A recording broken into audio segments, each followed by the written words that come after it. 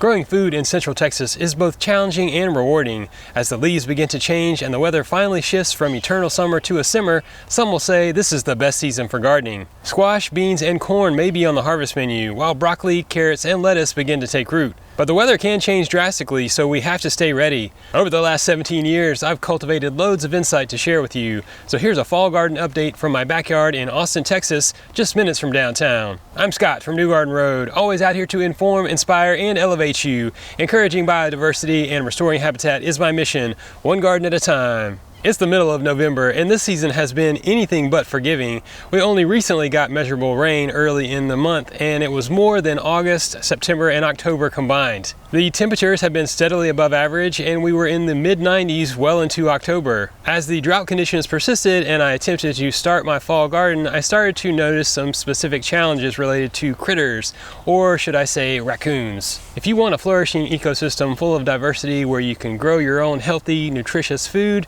then you're going to attract some wildlife too. So I've got a lot of new crops growing in the garden, and I started at the beginning of October. I planted out in seed trays and I did some direct seeding about the second week of October.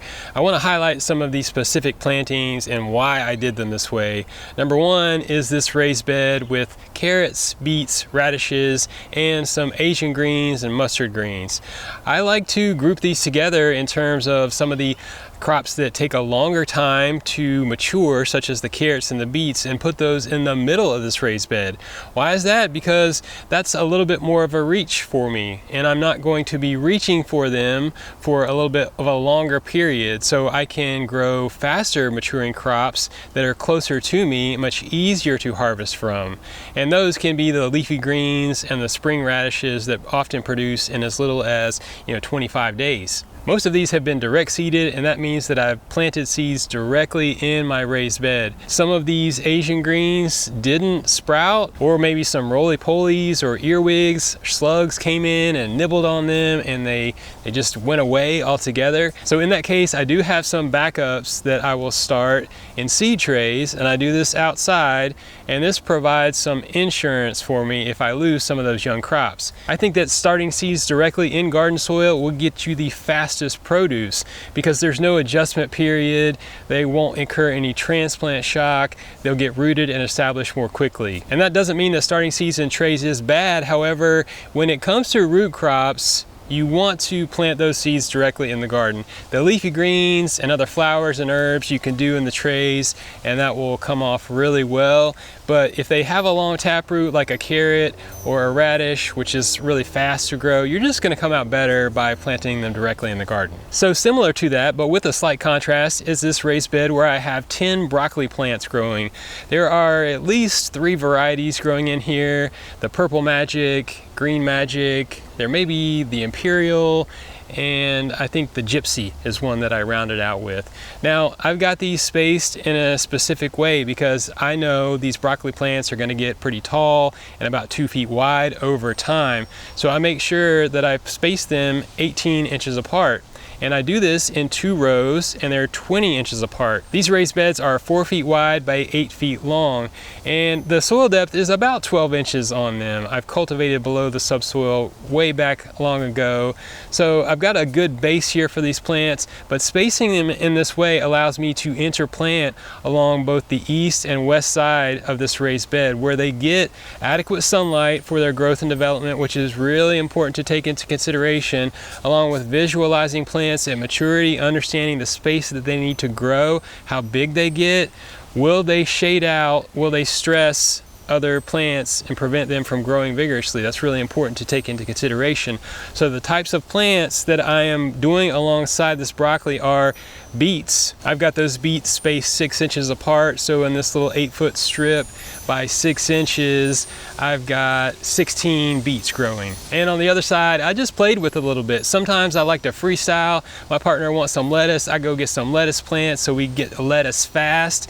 You get some starts, you're gonna get that in your kitchen more quickly. So I have a few lettuce plants growing, and then some arugula that I started in seed trays, and one red tatsoi. just to cap things off because I ran out of arugula plants. So it's a little bit of a mix and match, but the spacing is key and the visualizing of these broccoli plants at their maturity. I think both of those examples are helpful if you're growing in a small space. That way you can get as much diversity and variety of crops growing that you possibly can, and understanding how they grow together is what's important. This is somewhat different than companion planting. In my mind, companion planting lends to the idea that plants benefit one another in some way. They have specific attributes that can do that. I don't know that I entirely buy into this altogether. That's why I lean into interplanting strategies, which is more about understanding the overall size and needs of those plants. And that is a good segue for going into another avenue of thought here, which is the fertilization requirements of the crops that you're growing. In general, when we talk about leafy greens, they like more nitrogen. That is the first number that you'll see on the NPK ratio listed on all fertilizers.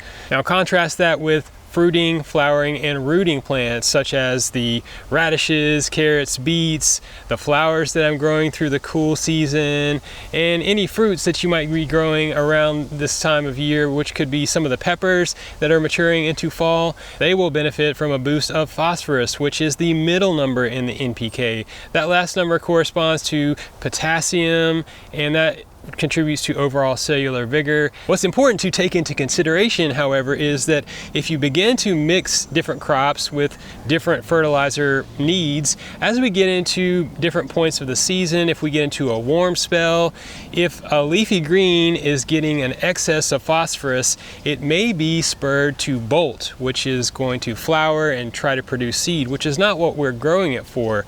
So when you mix these plants together, fruiting, rooting, leafy greens, and you're fertilizing them with different things, you can get a little bit of bleed through there, and that's a risk that you'll take. I have personally found that the biggest contributor to plants bolting prematurely in my fall and winter garden is the weather trends. When we get steady temperatures below 50 degrees, that's not really what these, ultimately springtime crops like. So my radishes will bolt, they won't mature.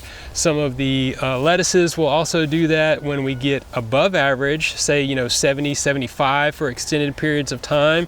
So temperature and weather trends play a role as well, but I want to show you another example of planting which corresponds with some of that ideology. I can grow 32 kale plants in one of these raised beds and easily come out in the morning and harvest 1 or 2 leaves from several plants, and then I've got something to work with in my kitchen.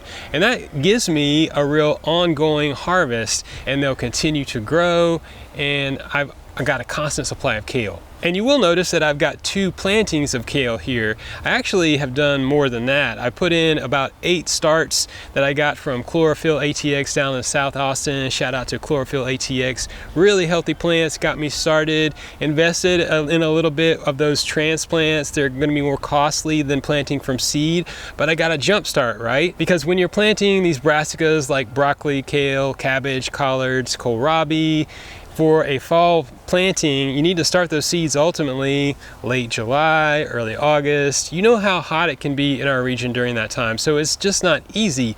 It's going to be best done inside under controlled conditions. I don't have that. So by planting those from seedlings, it cuts out some of that work, and it also gets me harvesting more quickly.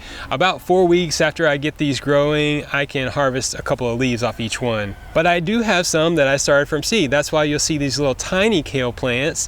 I couldn't resist starting some more kale. Plus, the varieties that you have access to when you buy seed and grow from seed is going to be greater than what you're limited to at a local nursery. They're going to have what they have, what the wholesale growers produced. So that's some of the advantages of growing from seed. It's also cheaper, right, when we grow from seed, but it does take time and effort. Consider supporting this work by signing up for my Patreon, and together we can sow the seeds of sustainability for many seasons to come.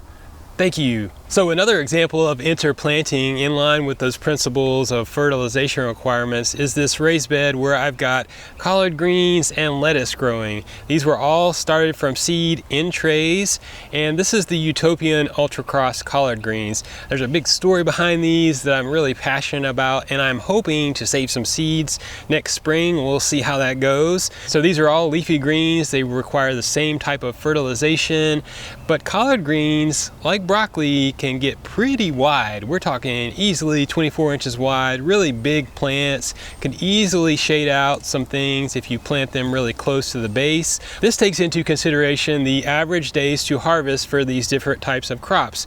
For instance, these collard greens could be 70 to 80 days from seed, so it's going to take a good while before I get a harvest off of them, especially growing in the fall and winter when the days are shorter, the sun is lower on the horizon. It's going to take even longer than that, probably more like 85 days, 90 days.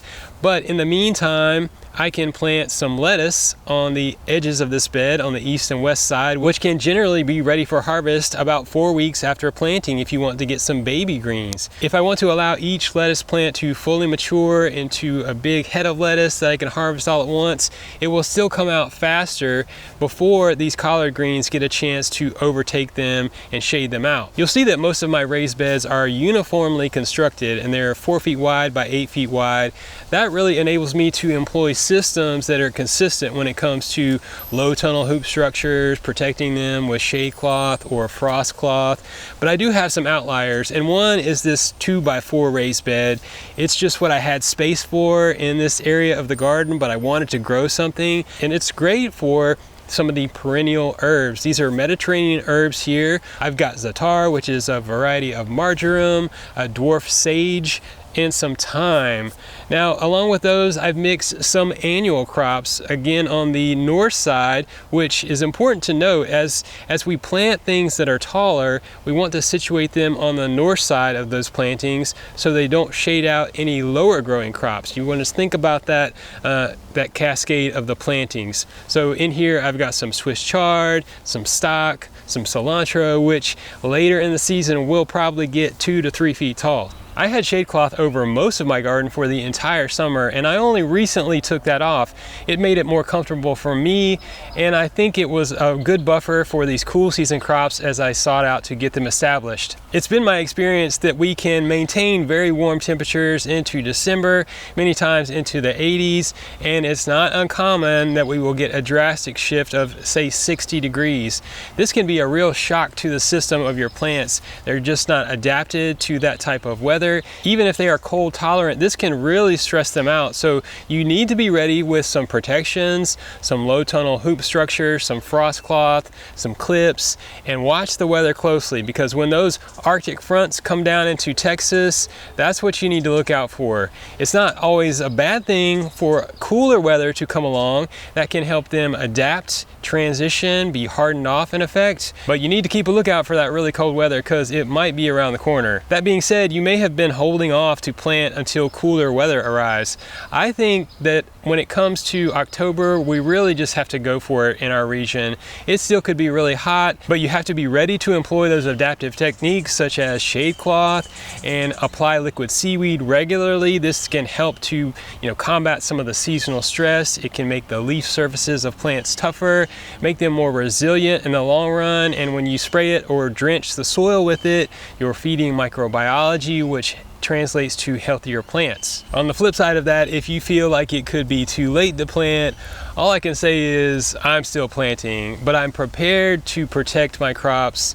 I've done this many times before, and what often happens is I'll push these fall crops into the winter, and then we'll get into that period of time where we might get an Arctic cold front. I'm ready to protect them. I will enact season extending techniques, and as we get into late winter, the garden is beginning to flourish. One of my goals for this garden is to keep something living in my garden soil year round. This time of year, I've got some of my summer crops that are still growing in the garden. This is really important for the dynamics of the soil food web.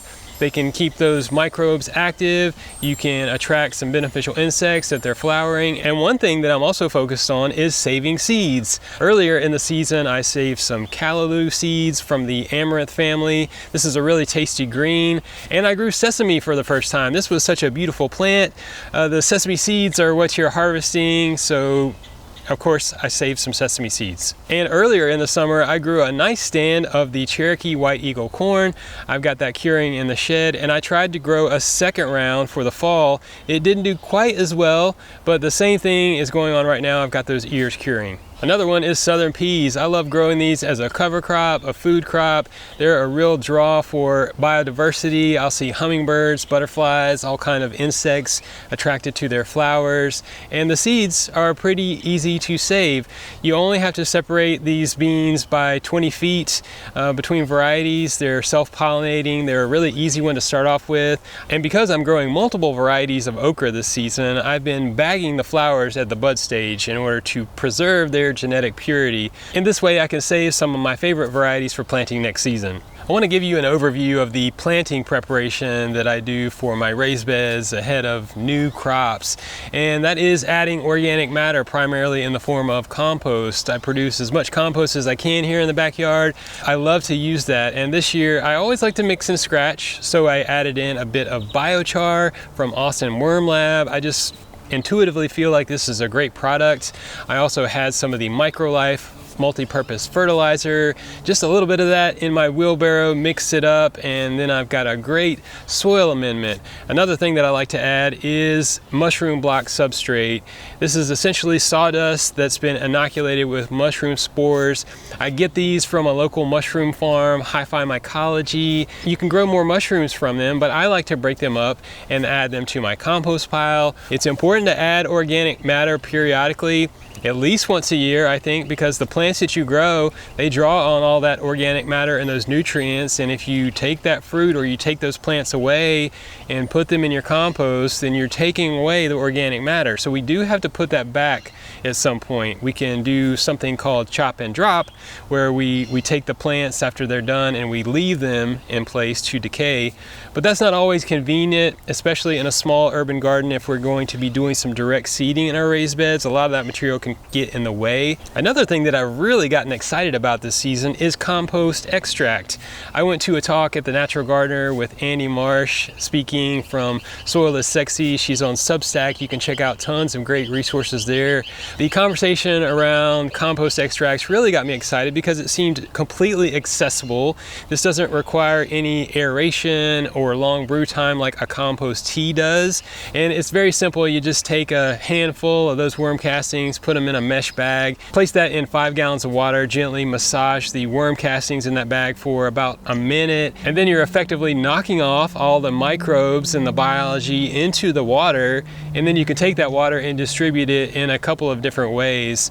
I've been primarily using it as a soil drench, and when I plant my new starts, I'll make sure I give them a drench with this essentially worm tea or extract.